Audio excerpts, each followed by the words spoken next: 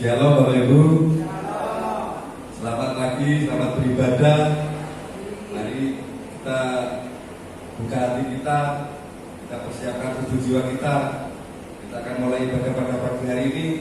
Kita akan angkat satu pujian, hanya dekat Allah rasa tenang.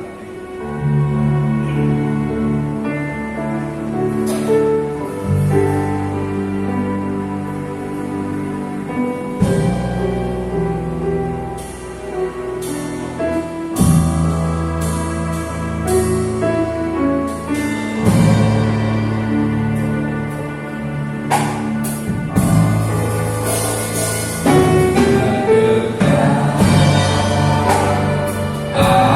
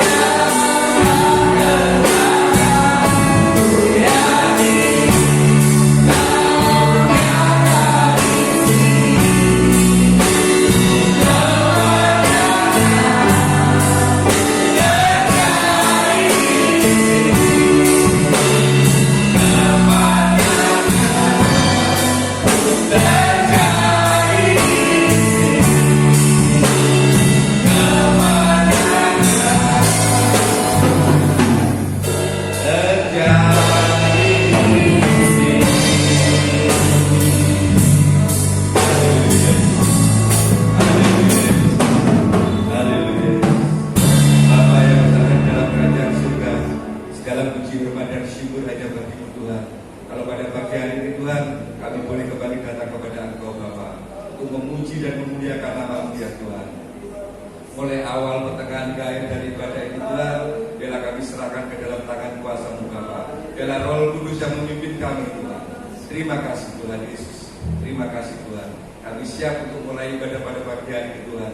Hanya di dalam nama Tuhan kami Yesus Kristus sebagai juru selamat kami. Haleluya. Amin. Silakan dulu Bapak Ibu. Haleluya. Haleluya.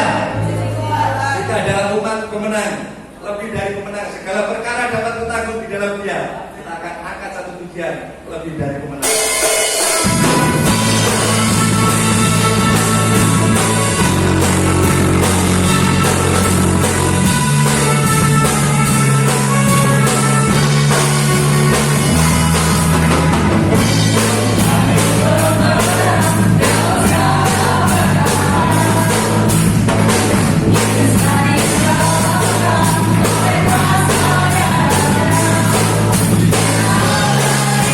Yeah.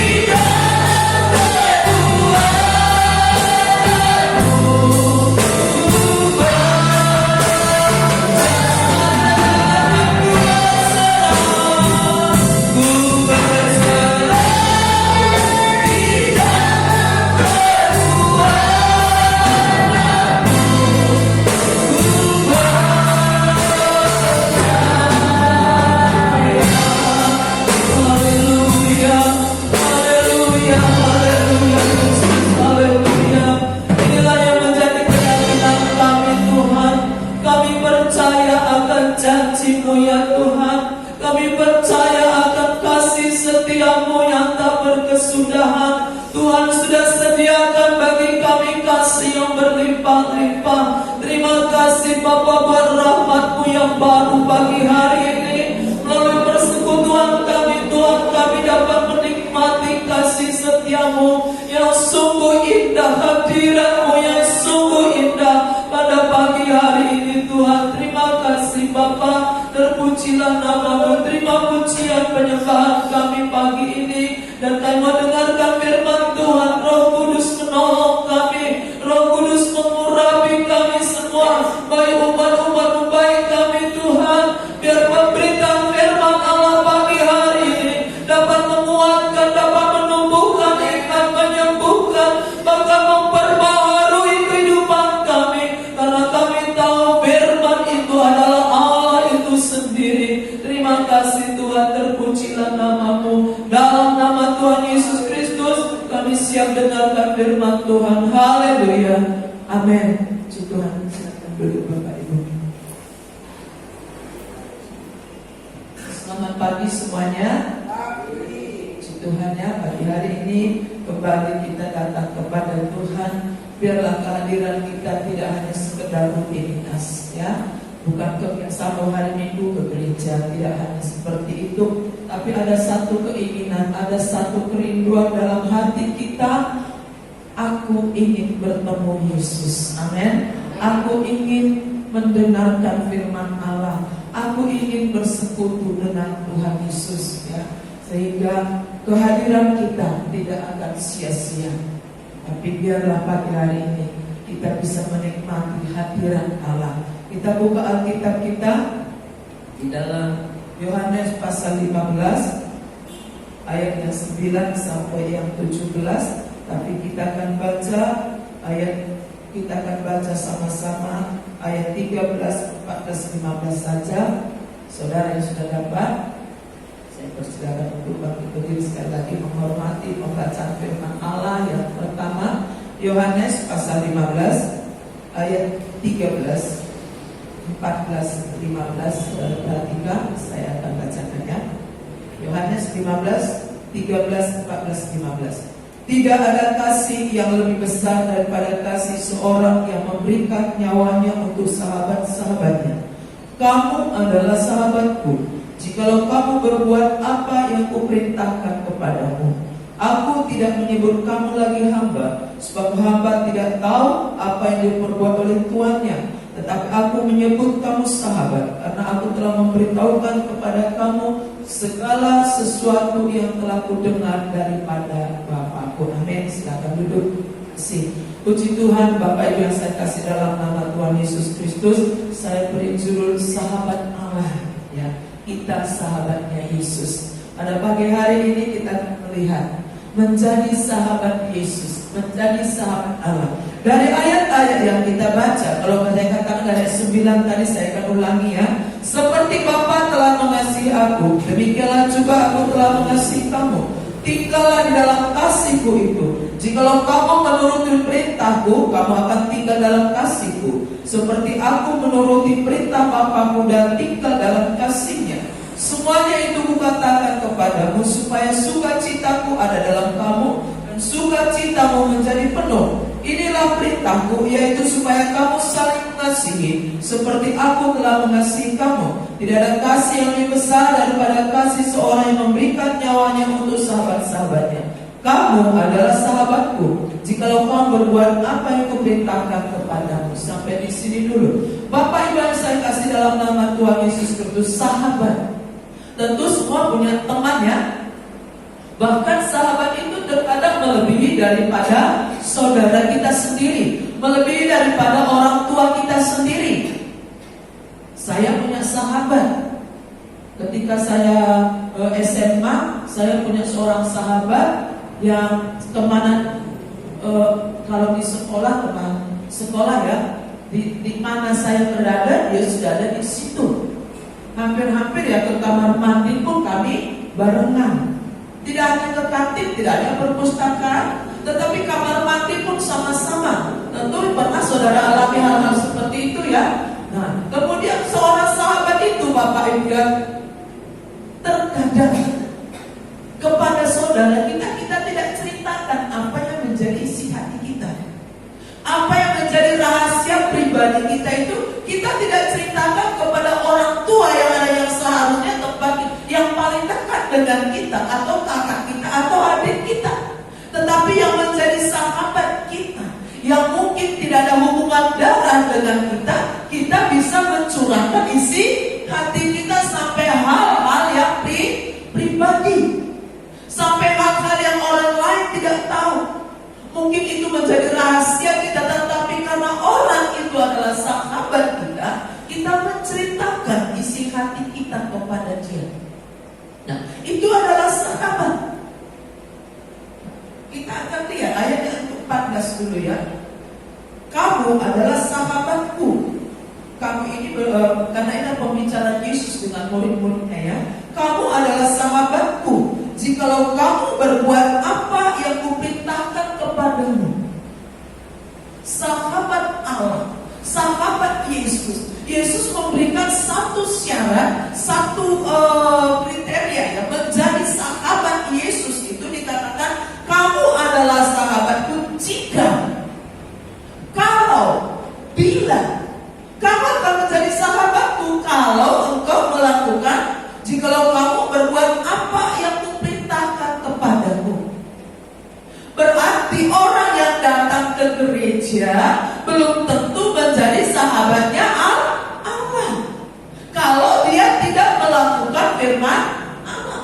Kalau dia tidak melakukan seperti yang ayat 14, kamu adalah sahabatku jikalau bila engkau melakukan apa yang kuperintahkan.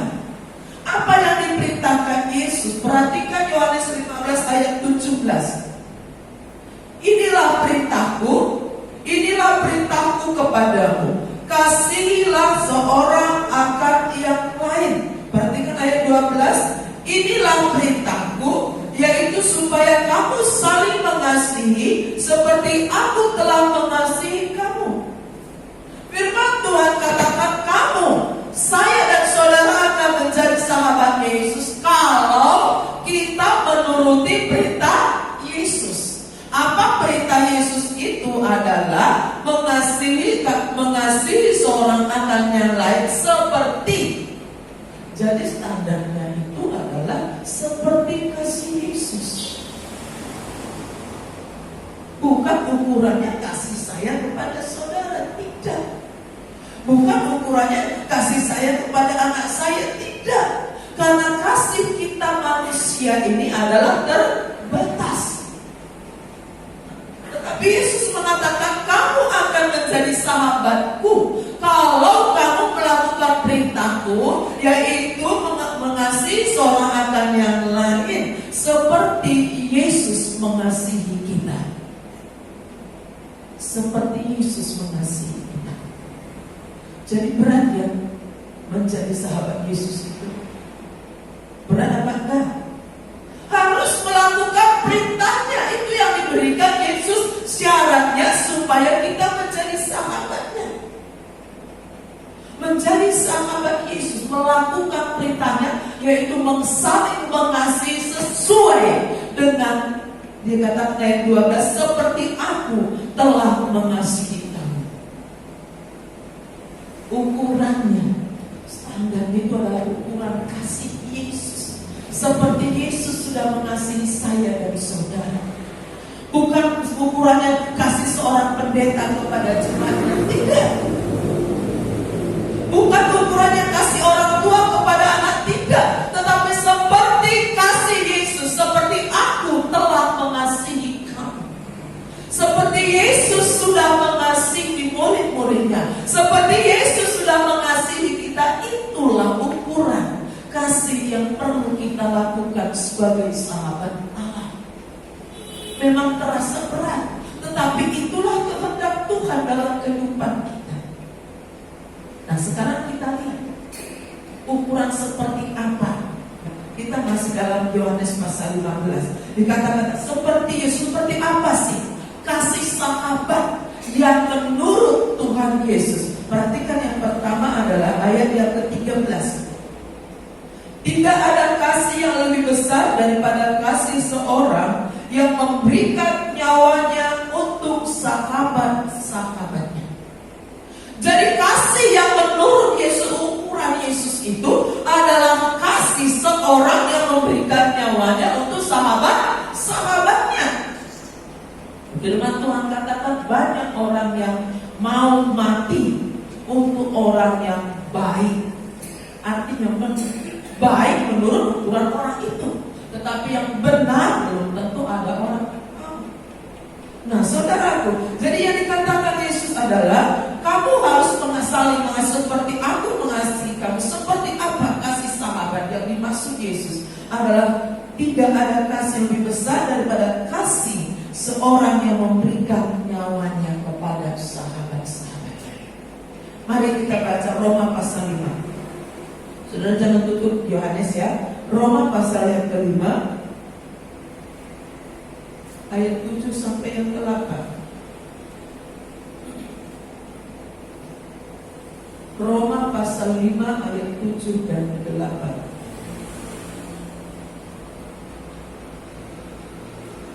Sebab tidak mudah seorang mau mati untuk orang yang benar, tetapi mungkin untuk orang yang baik ada orang yang berani mati. Akan tetapi Allah menunjukkan kasih-Nya kepada kita oleh karena Kristus telah mati untuk kita ketika kita masih berdosa. Lebih-lebih karena kita sekarang telah dibenarkan oleh darah-Nya, kita pasti akan diselamatkan dari murka Allah. Bapak Ibu yang saya kasih dalam nama Tuhan Yesus Kristus, Yesus memberikan satu ukuran kasih adalah seperti Yesus mengasihi kita. Seperti apa kasihnya itu adalah ayat yang ke-7, ayat yang ke-8. Tetapi Allah menunjukkan kasih-Nya kepada kita, yaitu karena Kristus telah mati. Yesus memberikan nyawanya. Allah menunjukkan kasih-Nya kepada kita melalui Kristus telah mati untuk kita di kayu salib. Dia memberikan nyawanya untuk sahabat-sahabatnya. Yesus menyerahkan dengan rela, memberikan nyawanya untuk sahabat-sahabatnya, orang-orang yang dikasihinya. Dan itu Yesus sudah lakukan. Bahkan dikatakan oleh karena Kristus telah mati untuk kita ketika kita masih berdosa. Saudara, jadi ketika kita masih hidup di dalam dosa, ketika kita masih terikat di dalam dosa, Yesus sudah mati untuk kita. Dan begitu kita percaya akan salib Yesus, maka pengampunan ada bagi kita. Nah, Yesus sudah menunjukkan inilah sahabat yang baik itu. Seorang sahabat itu rela, seorang sahabat itu memberikan nyawanya, dan kita hanya bisa temukan sahabat kasih yang rela menyerahkan nyawanya hanya ada di dalam Yesus Kristus. Untuk orang-orang yang berdosa, dikatakan tadi ayat yang 7, mungkin untuk orang benar, untuk orang baik, banyak orang yang mau mati. Tetapi untuk orang yang jahat seperti saya dan saudara, untuk orang yang penuh dosa, siapa yang mau? Orang yang bergelimang dengan dosa, siapa yang mau mati? Hanya Yesus yang mau melakukannya. Kasih seorang sahabat adalah kasih yang memberikan nyawanya untuk sahabat-sahabatnya. Dan hanya kita bisa temukan, Alkitab mengatakan, oleh karena Kristus telah mati untuk kita ketika kita masih berdosa. Ya, ketika kita masih berdosa.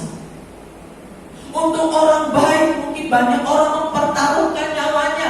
Untuk orang benar menurut ukuran orang itu banyak orang mempertaruhkan nyawanya. Tetapi siapa yang mau mati untuk orang jahat?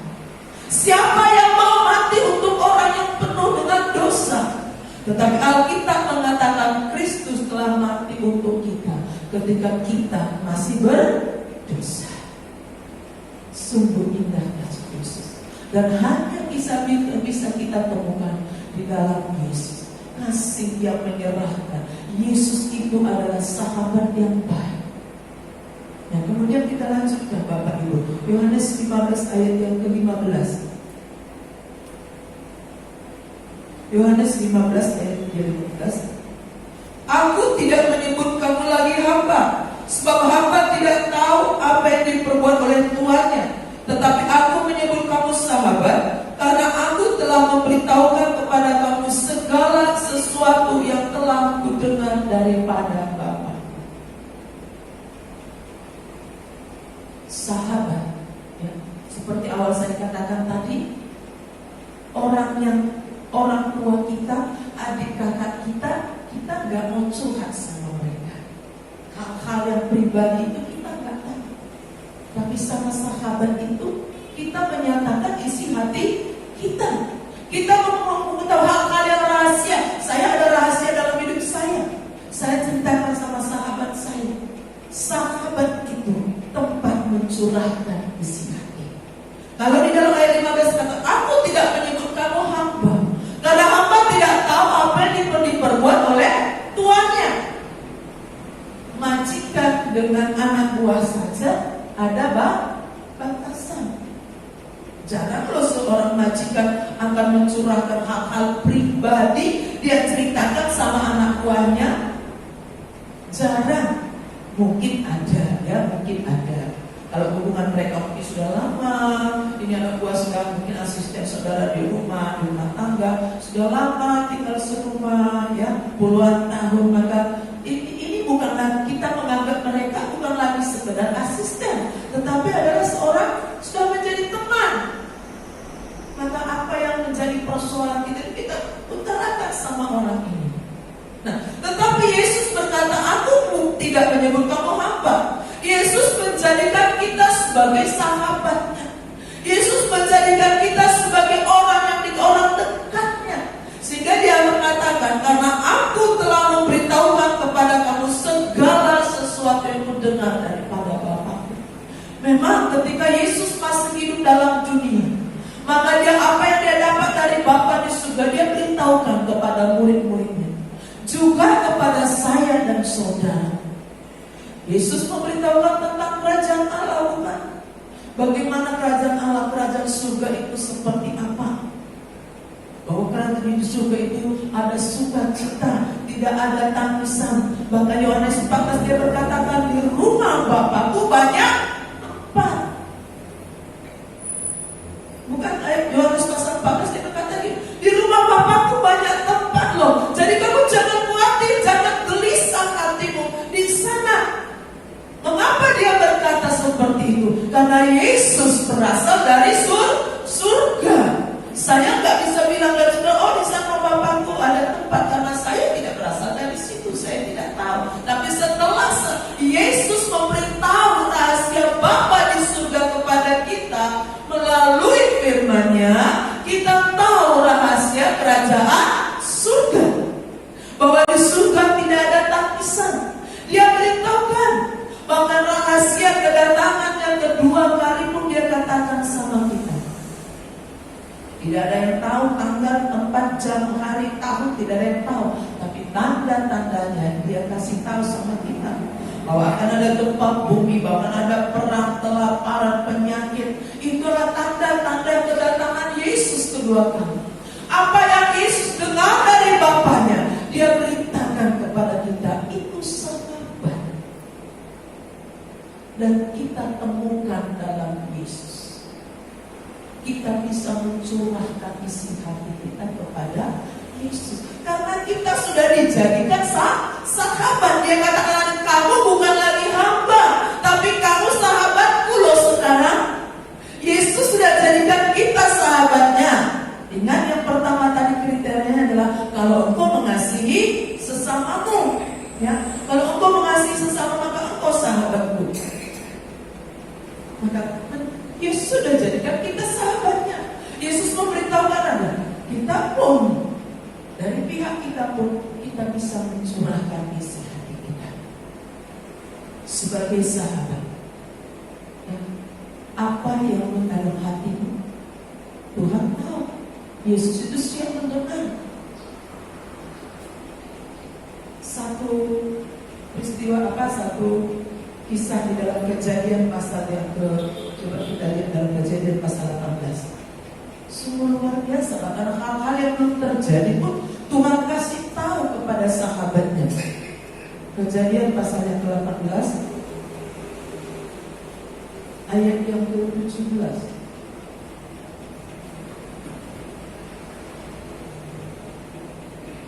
Saya bacakan ayat 16. Lalu berangkatlah orang-orang itu dari situ dan memandang ke arah Sodom. Dan Abraham berjalan bersama-sama dengan mereka untuk mengantarkan mereka. Perhatikan ayat 17. Berpikirlah Tuhan, apakah aku akan menyembunyikan kepada Abraham apa yang hendak kulakukan? Mari kita buka langsung di dalam Yakobus 2 ayat 23. Ya, jadi Tuhan berpikir, apakah aku akan sembunyikan hal ini dari Abraham? Di dalam Yakobus pasal yang kedua ayat 23. Yakobus 2 ayat 23 ya.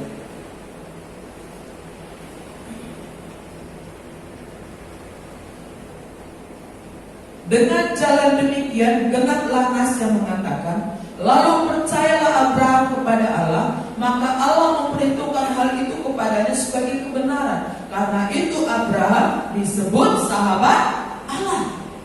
Kalau kita bisa baca ke atas ayat yang kita baca ini, kenapa Abraham disebut sebagai sahabat Allah?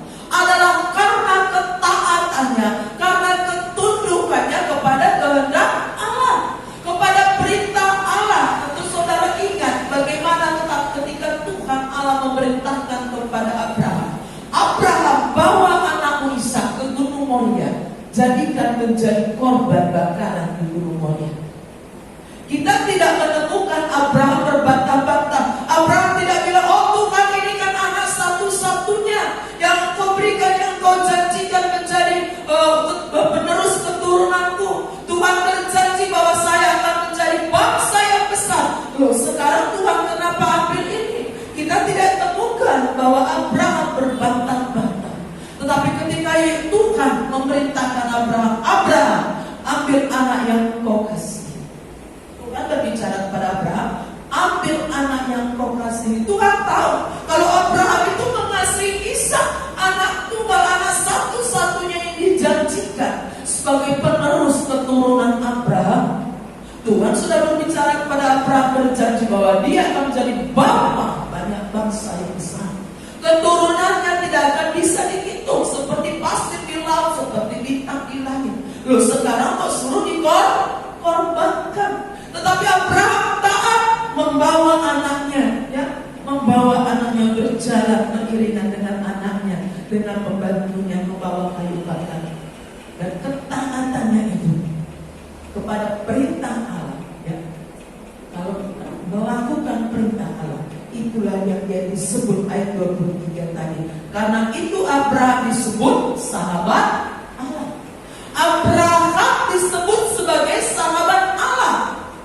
Sehingga kejadian pasal yang ke-18 yang kita baca tadi, ketika Tuhan hendak menghancurkan Sodom dan Gomora, ayat yang ke-17 tadi dikatakan, ayat kejadian 18-17 tadi, firman Tuhan katakan, Tuhan berpikir, sebenarnya Tuhan punya kedaulatan, Tuhan punya kuasa, punya hak melakukan apa saja. Ini adalah hubungan sahabat. Tuhan menyatakan hatinya kepada Abraham. Berpikirlah Tuhan, apakah aku akan menyembunyikan kepada Abraham yang hendak kulakukan ini? Tuhan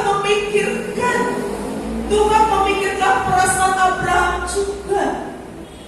Sehingga dia berkata, selanjutnya kalau kita terus baca ayat, dia katakan, Abraham, saya akan menunggang balikan Sodom dan Gomora, karena kejahatan Sodom dan Gomora sudah sampai ke langit. Jadilah tawar-menawar Abraham dengan Tuhan. Jadilah tawar-menawar. Bagaimana kalau di situ ada Lot, keponakan dari Abraham. Abraham mengasihi Lot. Bagaimana kalau 50 Tuhan? Nah, syarat dari sahabat itu didengarkan. Bagaimana kalau 50 Tuhan? Oke Abraham, kalau 50 enggak. Ternyata gak ada 50. Bagaimana kalau 45 Tuhan? Enggak, turun sampai 10. Bagaimana kalau 10 Tuhan? Kalau ada 10 Abraham, tidak akan kutuk kembalikan. Ternyata tidak ada, saudara. Tuhan yang menjadikan kita sahabatnya itu menyatakan isi hatinya kepada saya dan saudara. Sungguh indah bukan? Melalui apa? Bisa melalui suara hatimu. Bisa Tuhan berbicara melalui hati kita. Lakukan ini. Bisa Tuhan berbicara melalui pemberitaan firman Tuhan seperti ini. Bisa di saat engkau membaca Alkitab. Bisa di saat engkau mendengarkan pujian. Petrus ditegur Tuhan melalui apa? Ayat berpokok. Kira-kira bisa nggak Tuhan ingatkan kita melalui anjing saya itu? Bisa saja kalau Tuhan ingin berbicara. Loh, ayam saja Tuhan bisa pakai. Saudara ingat juga di Lea, Tuhan ingatkan melalui apa? Binatang keledai yang dia tunggangi sehari-hari. Banyak perkara yang akan Tuhan kerjakan. Dia akan menyatakan isi hatinya kepada saya dan saudara sebagai sahabatnya. Ya. Dikatakan tadi, apa yang ku terima dari Tuhan? Dan kita pun sebagai sahabat. Mari buka Mazmur pasal 62.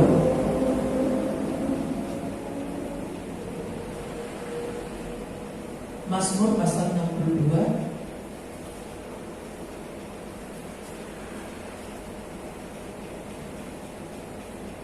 Ayat yang ke-9. Tuhan sudah menyatakan kehendaknya melalui firman-Nya, ya. Itu karena kita adalah sahabatnya. Nah, sekarang dikatakan, percayalah kepadanya setiap waktu, hai umat. Curahkanlah isi hatimu di hadapannya. Allah ialah tempat perlindungan kita. Amin. Curahkan isi hatimu kepada Tuhan. Dia sahabat. Yesus sahabat yang selalu siap menampung curhatan kita. Terkadang saya tidak punya waktu untuk mendengarkan curhatan saudara. Terkadang saya tidak punya waktu mendengarkan curhatan anak-anak saya. Tetapi Yesus selalu punya waktu mendengarkan curahan hati kita. Yesus selalu punya waktu mendengarkan engkau berbicara. Ketika engkau berlutut di bawah kaki Tuhan. Saudara, kisah Hana lahirnya Samuel. Tentu saudara ingat bukan? Hana seorang laki-laki bernama Elkana, punya 2 istri, satu Penina, satu Hana. Hana ini mandul, satunya Penina punya banyak anak. Setiap hari Penina ini menyek, menghina, merendahkan Hana ini. Hati Hana hancur.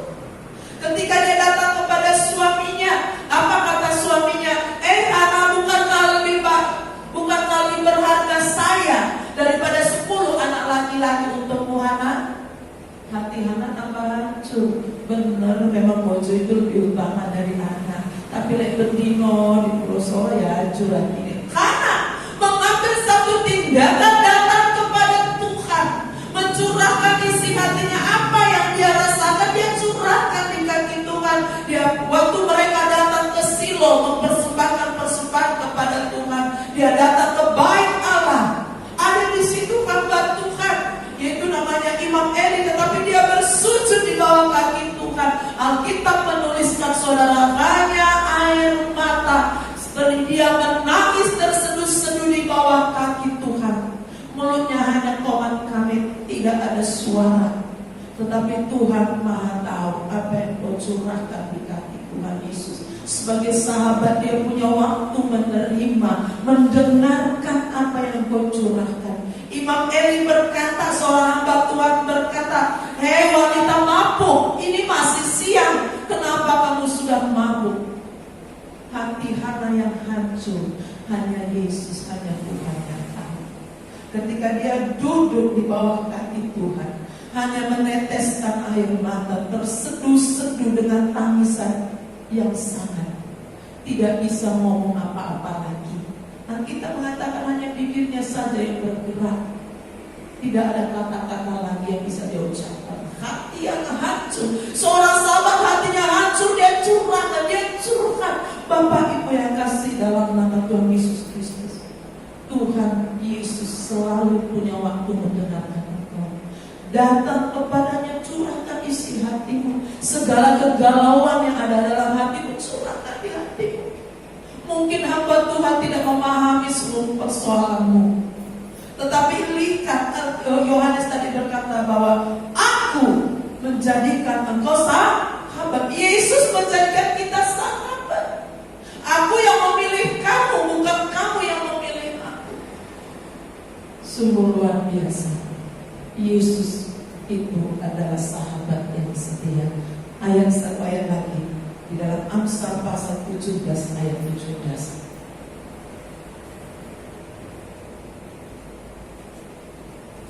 Amsal 17 ayat 17. Seorang sahabat itu, Bapak Ibu ya, seorang sahabat menaruh kasih setiap waktu dan menjadi seorang saudara dalam kesukaran. Seorang sahabat menaruh kasih setiap waktu. Waktu di sini bukan berbicara tentang jam 1, jam 2, jam 3, tidak. Adalah seorang sahabat menaruh kasih setiap keadaan, dalam segala keadaan. Apapun keadaanmu, Yesus mengasihi engkau apa adanya. Kalau manusia akan melihat keadaan kita, dalam keadaan kita susah, dalam keadaan kita senang, banyak harta, banyak uang, banyak teman. Ketika jabatanmu di atas, walaupun engkau salah, orang itu akan tetap berkata, oh nggak apa-apa Pak, kamu benar, kamu hebat. Tapi begitu kita jatuh, yang benar pun engkau lakukan akan menjadi salah. Tetapi Yesus, firman Tuhan katakan, seorang sahabat menaruh kasih dalam segala keadaan.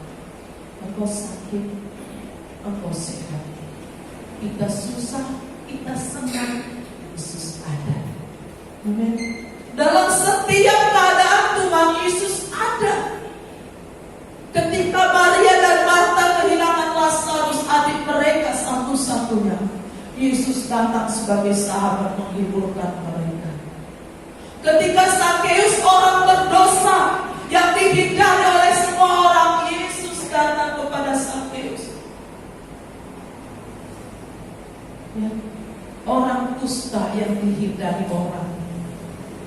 Dari zaman perjanjian lama, perjanjian baru, bahkan sampai sekarang, orang yang penyakit kusta pasti dihindari orang.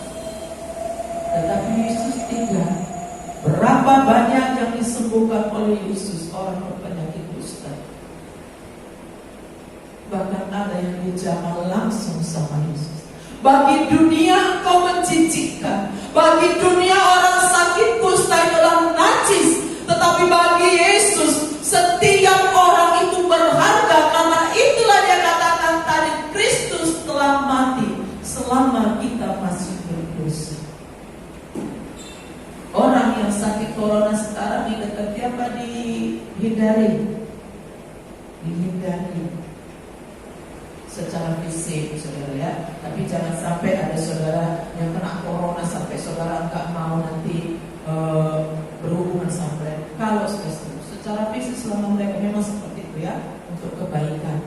Tapi ada WA ya, perhatian itu tetap diberikan. Kami selama Jumat ada yang sakit, nah adik kami pun Stephen waktu itu sekeluarga kena, maka per hari kami menghubungi. Kalau hari-hari biasa ini belum tentu sebulan sekali, saudara ya.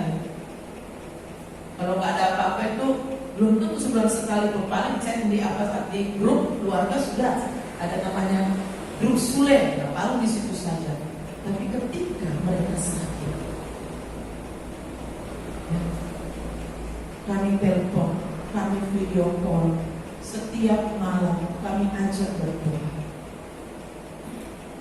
memang jarang memisahkan. Juga Fendi, katanya kami cek, ya Pak Fen, tapi juga Fendi merasa bosan deh. Mari Om Denny, Tante Hera cek gantian, orangnya sama apa dari pastorin, tapi gak apa-apa kayaknya. Memang dihindari buat sementara, tapi Yesus sebagai sahabat orang sakit kusta pun dia datangi, dia obat. Bagi orang itu, bagi dunia adalah najis, tapi bagi Yesus tidak. Wanita pendarahan pada zaman dulu, saudara, wanita pendarahan, kalau wanita mengeluarkan darah lelehan itu adalah najis. Tapi justru disitulah kasih Yesusnya. Sahabatmu itu setia. Dalam segala keadaan, engkau susah, engkau senang, Tuhan Yesus setia. Semua kriteria sahabat ini tadi, saudara, adalah rela menyerahkan nyawanya, perhatiannya kepada kita, tempat kita mencurahkan isi hati, menerima kita apa adanya. Hanya bisa kita ketemukan adalah di dalam Yesus Kristus sebagai sahabat kita. Sungguh indah di dalam Tuhan Yesus Kristus. Karena itu hiduplah di dalam perintah Yesus, sehingga tidak ada yang mustahil. Ketika ada sesuatu yang akan kau hadapi, perkara-perkara yang di luar akal pikiran kita, Tuhan juga akan kasih tahu seperti Abraham. Dan itu gak ada yang mustahil. Ya? Berapa banyak yang sering terjadi. Opa pernah cerita bukan ketika Om Denny mau kecelakaan tabrakan, Tuhan bicara sama Opa bentuk pengurus apa, kalau masalah hari seperti itu, supaya gantian. Ini sudah ada dalam hatinya begitu kuat. Memang kita tidak mengerti apa yang akan terjadi. Betapa sering saya bangun tengah malam, saudara. Saya pun tidak tahu kenapa saya dibangun. Tapi yang saya tahu, saya disuruh berdoa, hanya itu saja. Besoknya ada hal-hal yang di luar kendali saya terjadi. Tapi saya tahu ketika itu saya sudah berdoa, berlutut di bawah kaki Tuhan.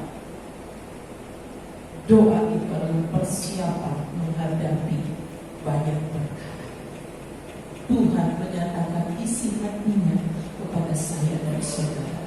Yesus sahabat yang setia. Amin. Tuhan Yesus memberkati. Tuhan Yesus setia. Dia sahabat bagi kita. Kita akan nyanyikan pujian ini. Satu pujian yang lama. Walaupun engkau hanya bisa menangis dengan tetesan air mata, Tuhan Yesus tahu. Ya, mari kita sama-sama berdoa pada pagi hari ini bahwa Tuhan kita itu setia adanya, Tuhan itu baik adanya. Simus, ini baterainya harusnya di kalau tidak. Dan kita sama-sama arahkan mata rohani saudara, apa yang menjadi persoalan, apa yang menjadi masalah kehidupan kita. Mungkin orang terdekat kita tidak tahu, orang tua bisa tidak tahu, ya. Adik kakak bisa tidak tahu, tetapi Yesus yang sudah menjadikan saya dan saudara sebagai sahabatnya, siap mendengar setiap curahan hatimu pada pagi hari ini. Haleluya. Tuhan Yesus setia, Dia sahabat kita. Segala kegelisahanmu, katakan kepada Yesus pada hari ini. Mari saudara sama-sama bangkit berdiri, kita sembah Tuhan pada hari ini.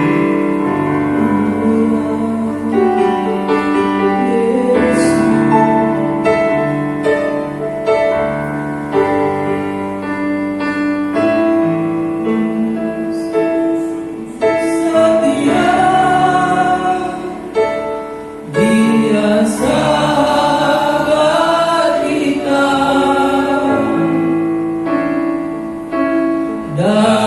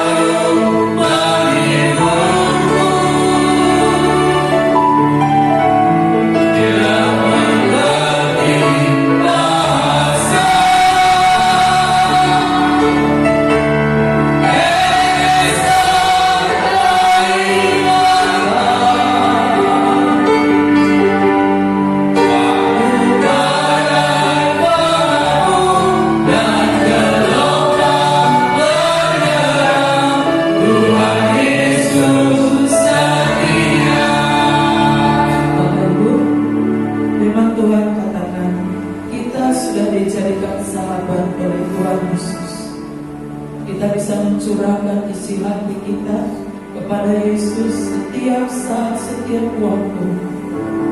Mungkin tidak ada kata-kata yang bisa kau sebutkan, yang kau ungkapkan, hanya tetesan air mata yang mengalir. Orang tuamu tidak bisa memahami, anak-anakmu tidak bisa memahami, kakak adikmu tidak bisa memahami, bahkan hamba Tuhan pun tidak memahami engkau. Tetapi ada satu sobat, yaitu Yesus namanya, yang mengerti keberadaanmu, yang mengerti akan hatimu. Curahkan isi hatimu pada pagi hari ini. Setiap waktu, setiap saat, Yesus siap mendengar curahan isi hati kita. Dia menjadikan kita sahabatnya, asal kita mau hidup di dalam kehendaknya. Mari kita nyanyikan pujian ini sambil menyembah Dia. Katakan, aku sahabatmu Yesus. Kalau ada sesuatu yang kau ingin curahkan di hadapan Tuhan, curahkan pada pagi hari ini. Tuhan mengerti setiap tetesan air matamu. Tuhan mengerti setiap hatimu, dan Dia siap mendengarkan, bahkan memberikan jalan keluar sebagai seorang sahabat. Haleluya, haleluya.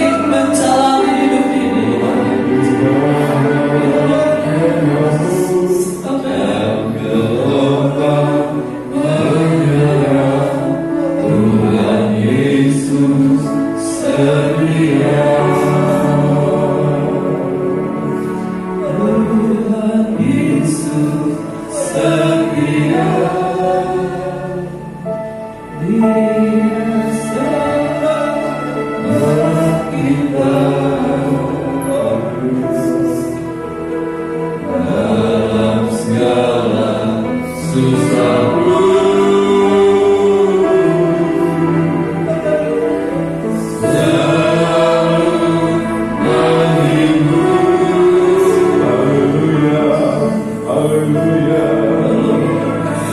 Mari kita nyanyi.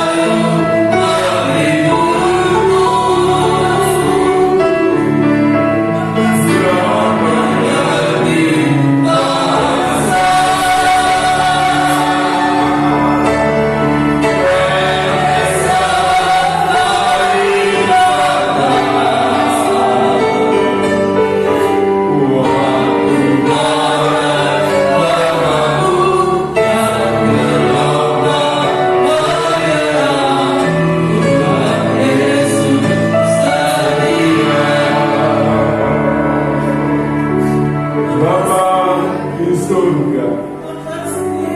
Terima kasih Tuhan Yesus. Terima kasih Tuhan, karena Engkau adalah sahabat kami, sahabat yang setia ya Tuhan Yesus, sahabat yang mengerti segala keberadaan kami. Engkau yang mengetahui ya Tuhan, dan pagi hari ini kami curahkan segala keluh kesah kami, segala yang ada di dalam hati kami Tuhan, di hadapan sahabat kami. Dan Engkau boleh mendengar segala keluh kesah kami ya Tuhan. Dan Bapa, haleluya, Engkau juga akan menjawab segala doa sembahyang kami pada pagi hari ini ya Tuhan. Kami boleh mengalami pemulihan, kami boleh mengalami kesembuhan, mujizat, perkara-perkara ajaib boleh terjadi pada pagi hari ini. Karena Engkau yang menjadi sahabat kami adalah sahabat yang penuh dengan kuasa. Terima kasih Tuhan Yesus. Biarlah berkat yang daripada-Mu boleh menyertai hamba-Mu yang sedang membagikan kebenaran firman-Mu Tuhan. Oh haleluya, singkapkan rahasia firman-Mu bagi hamba-Mu sehingga menjadi berkat bagi kami semua. Pakai hamba-Mu untuk kemuliaan besar nama-Mu ya Tuhan Yesus. Terima kasih Tuhan Yesus. Terima kasih Tuhan. Dan pagi hari ini kami akhiri ibadah kami Tuhan, haleluya, dengan menerima berkat yang daripada Allah Bapa, Putra dan Roh Kudus, yaitu berkat yang dari Tuhan Yesus Kristus. Tuhan Yesus memberkati engkau, menyertai dan melindungi engkau, menyinari engkau dengan wajah-Nya, memberikan kasih karunia-Nya, menghadapkan wajah-Nya kepada engkau, sedang memberikan damai sejahtera bagi engkau sekalian. Berkat ini berkat diterima di dalam nama Tuhan Yesus Kristus yang menjadi Allah dan Juru Selamat kami. Haleluya.